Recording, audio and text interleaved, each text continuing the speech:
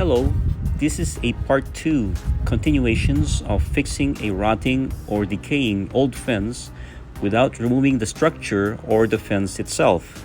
Make sure you watch the part 1 video that I recently posted. Okay, let's get on with it. In the end, you will not just save a lot of labor work by hiring someone, but you will also save money by simply repairing the old rotten piece of wood fence by fixing it yourself.